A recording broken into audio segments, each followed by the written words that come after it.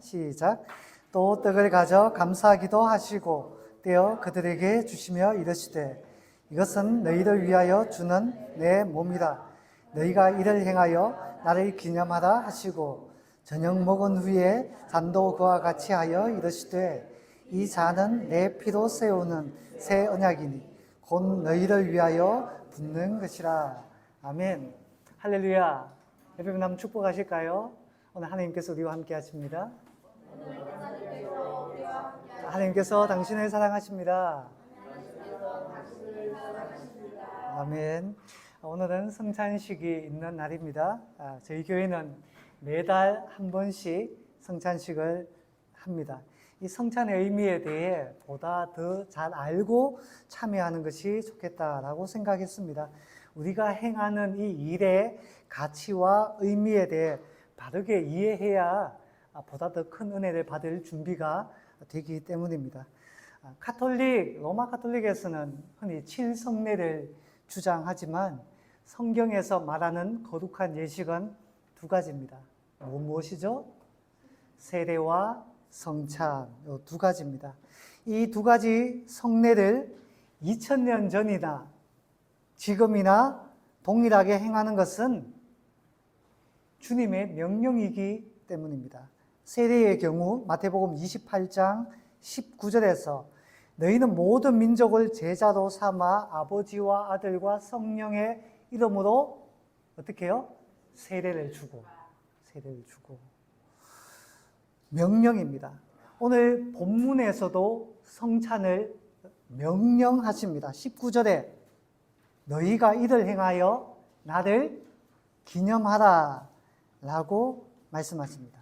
이 두 가지 예식은 교회가 존재하는 한 계속되어야 할 일입니다.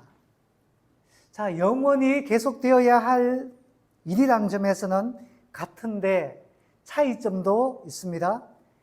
우리 개인적으로 세례는 단회적 예식입니다. 교회는 계속해서 행해야 되지만 세례 4개 있어서 세례는 단 한 번뿐이다 라는 것입니다. 2번 주지 않아요. 제가 전에 이야기했는지 모르겠지만 저는 군대에서 예수님을 믿었습니다. 군대에서 신병교육대에서 세례를 받았습니다. 왜 세례를 받았느냐? 평소에는 초코파이를 줬는데 세례 받으면 추가로 크런키를 준다 그랬어요. 그래서 세례를 받았는데 다만 제게는 진심이었습니다. 진심이었는데 많은 사람들이 나와서 세례를 받았어요. 그런데 제대하고 난 다음에 처음 출석한 곳이 성광교회였는데 군대에서 세례 받은 것이 제 마음에 못마땅한 거예요. 과연 내가 정말로 진심이었느냐? 내가 그렇게 준비가 되었는, 사실 준비는 안 되어 있는 상태였죠. 군대에서 예수 믿었는데 믿자마자 세례를 받았으니까. 그래서 목사님 세례 여기서 다시 받고 싶습니다 하니까 그러면 재세례파가 된다. 큰일 난다. 안 된다. 세례는 단 한 번. 그래서 저는 끝이었습니다. 그걸로 끝이었습니다. 마찬가지입니다. 세례는 4개에 있어서는 2번 주지 않습니다. 유아세례 받고 난 다음에 만 14세가 되어 성인이 되어서 또다시 세례를 받습니까? 아니요. 유아세례 한 번으로 끝나는 겁니다. 다만 스스로 신앙 고백하는 입교식이 있을 뿐입니다. 그러나 성찬은 달라요.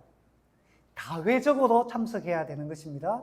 그리고 종교개혁자들의 말에 의하면 다다익선이라고 이야기했습니다. 많이 하면, 자주 하면 할수록 더 좋다라는 말입니다. 좀 이따 살펴보도록 하고요. 먼저 세례에 대해서 간단하게 한번 짚어보고자 합니다. 세례는 만 14세 이상 된 신자가 예수님을 믿을 때에 머리에 물을 뿌려서 하나님의 백성임을 선포하는 의식이죠. 그런데 우리의 세례가 성경에서 말하는 세례와 다른 점이 있습니다. 가장 크게 다른 것. 성경에서는 세례를 받을 때 어떻게 하죠? 제가 방법을 이야기하는 게 아니고요. 즉시 예수를 믿고 나서 즉시 세례를 받은 이야기가 많이 있습니다. 에티오피아의 내시 간다게가 집으로 돌아가는 길에 전도자 빌립을 만나 복음을 듣게 되죠. 그리고 말씀을 깨달아 예수님을 믿게 됩니다. 그러자 바로 이야기해요. 선생님, 저기 밑에 냇가가 있는데 지금 세례받지 못할 이유가 어디 있습니까? 복음을 듣고 예수 믿자마자 바로 냇가에 내려가서 세례를 받았습니다. 고넬료와 온 집안도 마찬가지예요. 로마의 백부장이고 그의 집안인데 베드로에 의해서 복음을 듣고 예수 믿자마자 그날 바로 온 가족이 세례를 받았습니다. 신앙 고백 후 즉시 받았다라는 거예요. 그런데 오늘날에는 어떻습니까? 예수 믿는다고 바로 세례를 줍니까? 그렇게 하지 않습니다. 준비하는 기간을 둡니다. 어떻게 해요? 교회 출석한 지 6개월 정도가 지나면 학습이라는 것을 먼저 주고 학습을 받고 난 다음에 6개월 정도 신앙생활 잘하면 스스로 신앙 고백을 할 때 그제서야 세례를 줍니다. 약 1년이라는 준비 기간이 필요합니다. 저는 이런 의미로 봐요. 아기가 태어나기 전에 뱃속에서 얼마 동안 있습니까? 10달, 그냥 한 1년 정도라고 치고 그런 것과 같은 의미로 우리가 받아들이면 좋지 않을까라는 생각을 해봅니다. 자, 그렇다면 그때는 즉시 줬는데 그때는 바로 그냥 배 부를 틈도 없이 바로 아기가 태어났는데 오늘날은 왜 10달 동안 1년 동안 준비하는 기간이 필요할까요? 왜냐하면 첫째는 세례는 주님과 함께 죽고 주님과 함께 산다라는 신앙 고백이기 때문에 준비하는 것이 좋습니다. 준비하는 것.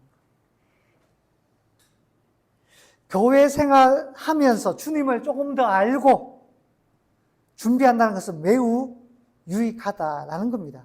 이와 같은 준비가 문제가 되지 않는 것은 세례가 구원의 조건은 아니기 때문입니다.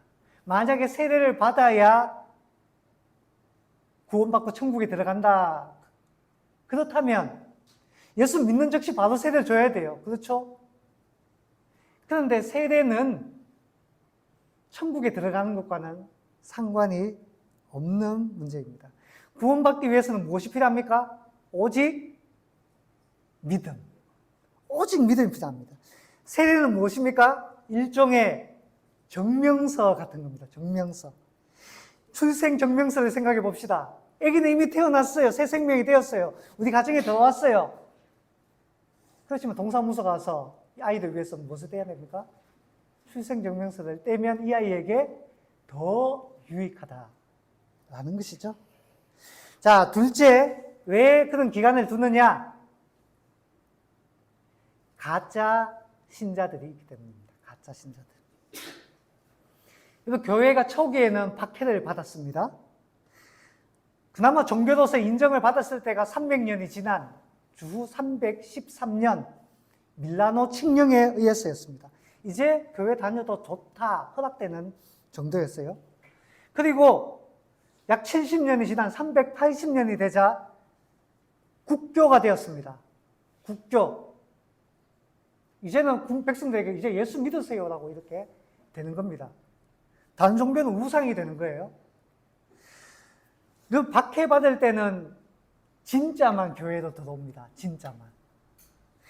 그런데 국교가 되었을 때는 어떨까요? 국교가 되었을 때는 야, 교회 가보니 좋다고 하더라. 마치 동호회에 참석하듯이. 혹은 교회 가면 내가 진급에 유리할까 싶어. 우리 교회에 부장님이 다니시는데, 우리 교회에 사장님이 다니시는데 나도 교회 나가면 잘 봐줄 거야. 이런 게 있는 거예요. 그 내용이 쿠오바디스에 나옵니다. 고전 중에 하나죠. 쿠오바디스라는 책에 똑같은 내용이 나와요. 혹은 내 인생이 더 탄탄대로를 달릴까 싶어 믿음이 없음에도 불구하고 예수를 따를 준비가 되지 않은 채 교회에 등록하여 교회 생활을 하는 경우가 빈번해졌습니다. 여러분, 세례는 거룩한 예식입니다. 그리스도와 함께 죽고 그분과 함께 살며 이전에 죄악된 생활을 청산하고 오직 주님을 따라 말씀대로 살고자 공중 앞에서 선언하는 거룩한 예식입니다. 참 신앙인지 그렇지 않은지 가릴 필요가 있기에 약 1년 정도 준비 기간을 두는 것입니다. 자, 그렇다면 오늘 본격적으로 성찬에 대해서 살펴볼까요? 성찬은 어떤 예식이죠? 성찬은 어떤 예식이죠? 빵과 같은 떡, 그리고 포도주와 같은, 우리는 우리 문화가 아니기 때문에 포도즙을 성도들과 함께 나누는 거룩한 예식입니다. 잘 아시겠지만 이 떡을 먹고 이 즙을 마시는 것이 왜 거룩한 예식입니까? 왜 거룩한 예식입니까? 첫째는 주님께서 친히 정하신 것이기 때문에 거룩합니다. 친히 정하기 때문에. 나를 기념하라고 하셨죠. 두 번째, 여러분 오늘 이 앞에 있는 것은 단순한 떡과 즙이 아닙니다. 이러면 잘못하면 오해할 수도 있는데, 우리가 성찬을 행할 때 우리는 단순한 떡과 잔이 아니라 주님께서 찢기신 주님의 몸과 십자가에 흘린 주님의 피를 대하는 겁니다. 우리는 떡과 포도주를 마시지만 주님은 말씀하십니다. 이것이 나의 몸이고 나의 피다. 나의 살과 피다라고 하십니다. 어떻게 이 떡과 포도주가 주님의 살과 피가 되는 것일까요? 이 문제를 두고 교회가 오랫도록 치열하게 싸웠습니다. 왜냐하면 이 문제는 진짜 교회와 가짜 교회를 구분짓는 아주 중대한 문제로 여겼기 때문입니다. 약간 조금만 제가 더 설명을 할게요. 첫 번째, 이 성찬에 대해서 크게 네 가지 의견이 있습니다. 첫 번째는 로마 가톨릭 천주교의 견해입니다. 화채설을 주장했어요. 처음에 저는 화채라고 할 때 여름에 수박 화채를 생각했어요. 왜 수박 색깔이 뻘겋다고 이렇게 이야기하나 했는데 그게 아니고 화채, 변화할 화자, 몸채자, 주님의 몸으로 변한다 해가지고 화채설인데 뭐냐 하면 그때 당시에 어떤 철학과 관련이 있는데요. 자세히 설명하기는 제가 어렵고요. 이것은 떡과 포도주지만 그냥 떡과 포도주입니다. 그냥. 그런데 그것을 우리가 먹을 때 목구멍으로 넘어가잖아요. 목구멍으로 딱 넘어가는 순간에 주님의 진짜 몸과 피와 살로 변한다. 그게 화채설입니다. 화채설이에요. 근데 종교개혁자들이 이것을 거부했습니다. 말도 안 된다. 그러니까 너희들이 가짜야 라고 이야기했습니다. 그래서 종교개혁자들이 무엇하고 주장했는지 잠깐 살펴보면 두 번째에 나오는 게 공제설입니다. 공제란 말이 뭐죠? 함께할 공자, 임재제자, 함께 임재한다 이런 뜻인데 루터가 주장했습니다. 자, 떡과 포도주가 우리 목구멍 넘어갈 때 변하는 것이 아니고 떡과 포도주 옆에 눈에 보이지는 않지만 실제 주님의 피와 살이 거기 함께 있다 라는 뜻입니다. 함께 있다. 그래서 공제라고 합니다. 우리가 먹고 마실 때 실제로 주님의 살과 피를 결국은 함께 먹고 마신다라는 것이 루터의 주장입니다. 세 번째가 기념설인데 첩인걸리가 주장한 것입니다. 첩인걸리, 이것은 단순히 떡과 포도주에 불과하다. 그게 주님의 몸으로 바뀌는 게 아니다. 주님의 몸과 실제 몸과 전혀 상관이 없다. 다만 기념하는 것일 뿐이다. 이게 기념설입니다. 그리고 마지막에 넷째, 가장 중요합니다. 가장 중요한 거예요. 칼빈이 주장했습니다. 자, 이것은 떡과 포도주에 불과합니다. 그런데 우리가 먹고 마실 때 성령께서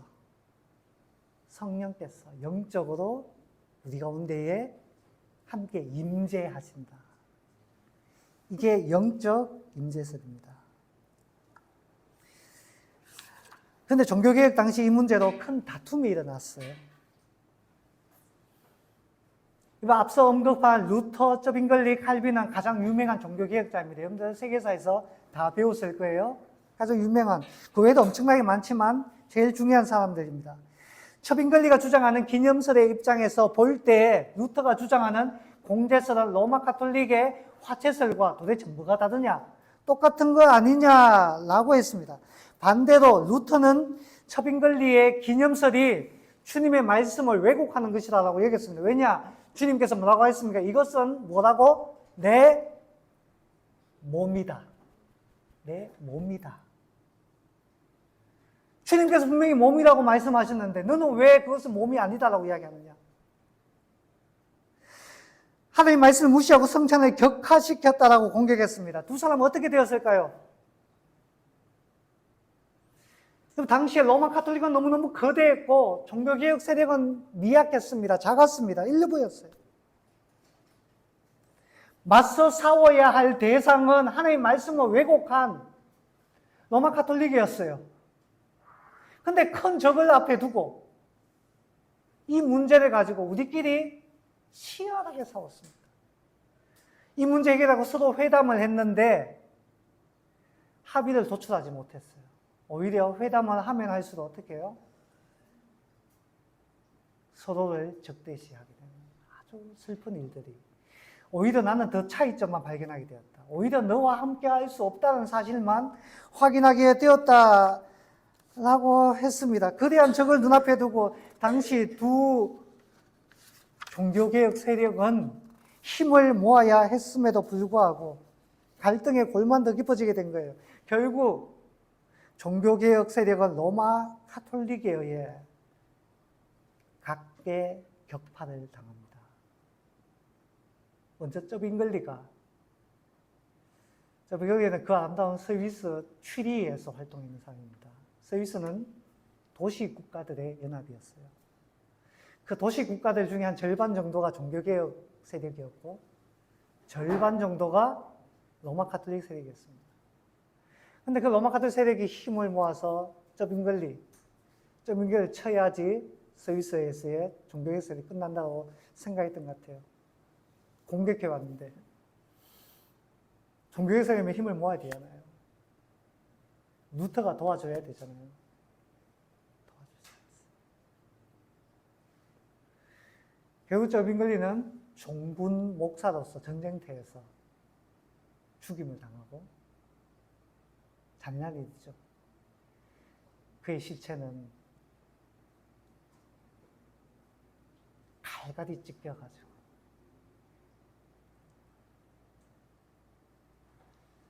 종교개혁 그의 제자들 후예들이 저빙글리 심장만 챙겨갔다고 얘기해요. 사실 이거 챙기면 안 되는데 그의 영향력을 보여주는 장면 중에 하나입니다. 칼빈은 이와 같은 상황이 너무 안타까웠습니다. 칼빈과 약 20년 차이가 납니다. 저빙글리와 루터는 1살 차이인가 그래요. 같은 세대입니다. 칼빈은 아들뻘이에요. 너무 안타까웠어요. 종교개혁 진영이 힘을 모을 수 있다면 서로의 차이점을 인정하고 손을 잡을 수만 있다면 칼빈은 이렇게 말했습니다. 나는 10개의 바다라도 건너겠다. 오늘날과 같이 교통이 발달한 사회가 아니었습니다. 바다를 건넌다라는 것은 목숨을 건 일들 중에 하나였습니다. 근세사회에서 그의 말은 엄청난 헌신을 각오한 것이었어요. 여러분, 이것이 우리에게 가르쳐주는 교훈이 있습니다. 여러분, 성찬의 문제는 너무너무 중요합니다. 주님께서 친히 제정하신 거룩한 예식이기 때문입니다. 그런데 더 중요한 것이 있습니다. 더 중요한 것. 주님의 몸이 다투고 분열하는 것. 여러분, 이게 더 심각한 거예요. 여러분, 아무리 중요한 일이라 하더라도 서로의 차이점을 인정하고 서로를 존중하는 것이 중요합니다.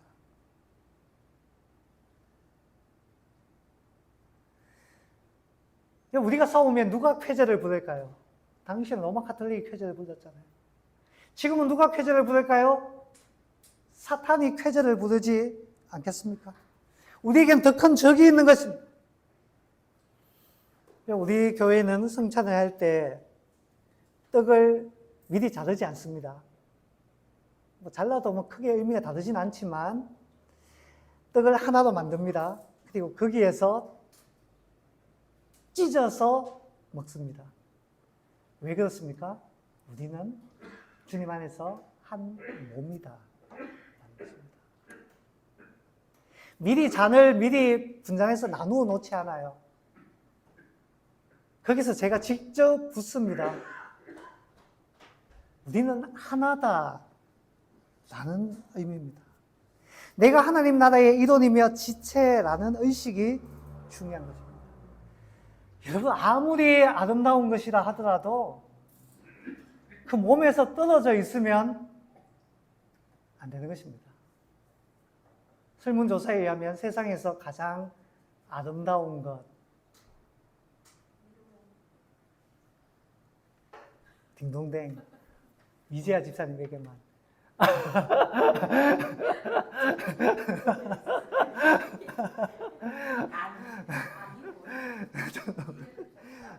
이재하 집사님 맞습니까? 맞습니다. 할렐루야. 하나님 보시기에 가장 아름답으시죠? 네, 맞습니다. 그래요. 주한이가 볼 때 가장 아름다운 것은 엄마. 근데 엄마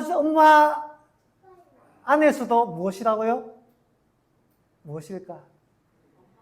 나를 지극히 바라보는 엄마의 그 눈동자.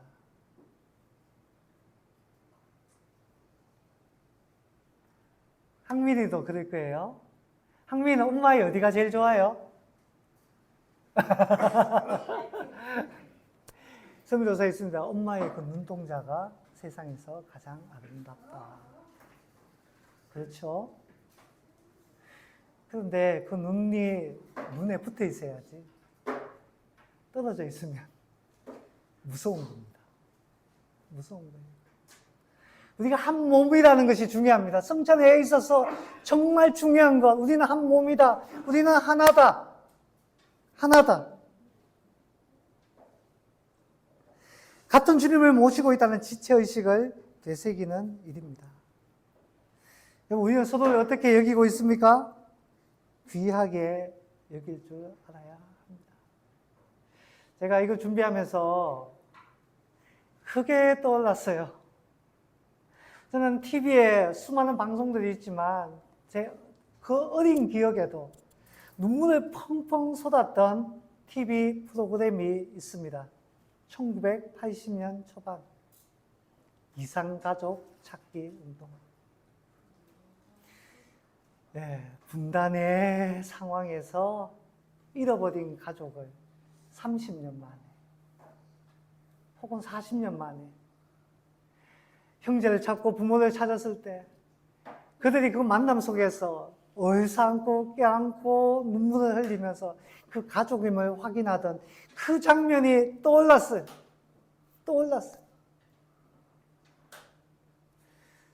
저는 성찬을 대할 때 우리는 그런 마음이 필요하다고 생각합니다. 그러면 이 사람이 내게 도대체 어떤 의미인가? 잃어버린 내 형제의 자매를 되찾은 것처럼 기뻐해야 한다. 이것이 하나님의 마음이라고 생각합니다. 자, 그렇다면 이토록 중요한 성찬을 언제 몇 번을 행하면 좋을까요? 한국교회는, 대부분의 한국교회는 1년에 한 2번 정도 행합니다. 근데 조금 전에 이야기했듯이 칼빈은 자주 하면 할수록 좋다라고 했습니다. 왜 자주 하면 할수록 좋다라고 했는가 하면 이것이 말씀과 기도와 다르지 않는 하나님의 은혜의 수단이기 때문입니다. 하나님은 어떤 것을 통해서 우리에게 은혜를 베푸십니까? 말씀을 통해 은혜를 베푸십니다. 우리가 기도할 때 은혜를 베푸십니다. 그리고 세 번째가 바로 이 성찬입니다. 우리가 말씀과 기도는 매주일 말씀을 듣고 기도하잖아요. 어떤 사람은 매일 행합니다. 성찬도 크게 다르지 않을 정도로 자주 하는 것이 좋은 것입니다. 그런데 대형 교회는 쉽지가 않아요. 왜냐? 이게 굉장히 노력과 많은 시간을 필요로 합니다. 그러나 작은 교회는 얼마든지 자주 할 수가 있습니다. 은혜의 수단이라면 더 자주 해야 합니다. 다다익선이기 때문입니다. 자, 그러면 마지막으로 이토록 귀하고 은혜로운 성찬을 대할 때 우리는 어떤 마음을 가지고 대해야 할까요? 여러분, 아무리 좋은 것이라도 귀하게 여기지 않으면, 하찮게 여기면 그게 크게 도움이 되지 않아요. 귀한 것은 귀하게 여길 줄 알아야 합니다. 여러분, 주님께서 이 성찬을 나눌 때를 생각해 봅시다. 예수님께서 오늘 본문의 이 장면은 십자가에 달리시기 바로 전날 밤이었어요. 바로 전날 밤. 내일 모레면 유대인의 명절인 유월절입니다.